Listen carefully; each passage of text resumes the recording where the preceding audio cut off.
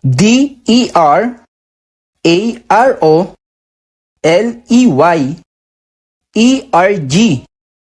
ULB, DNI.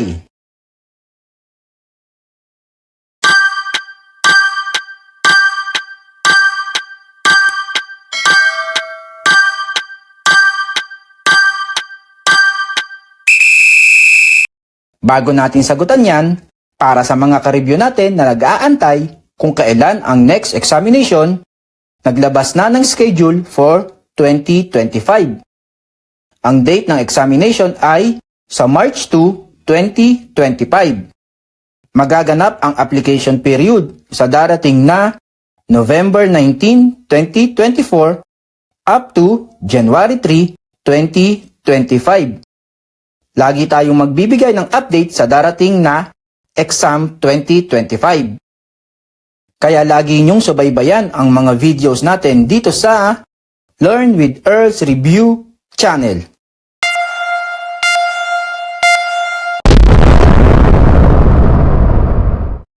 Ang video natin ngayon ay lumabas nung nakaraang exam. Pag-aralan natin ang sequence na to. Para lang siyang number series. Aalamin kung anong pattern para makuha ang hinahanap.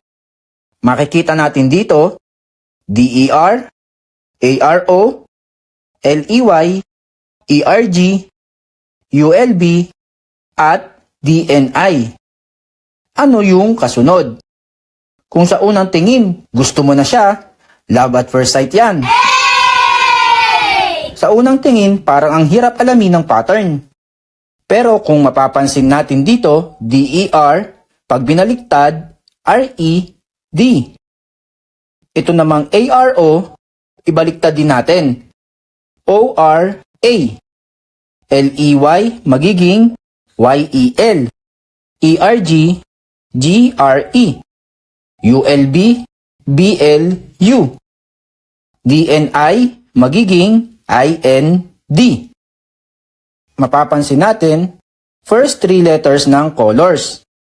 Red, orange, yellow, green, blue, at indigo. Sila ay colors sa rainbow. Yung Roy G. Biv. Itong V ang wala, which is violet. Kunin natin ang first three letters.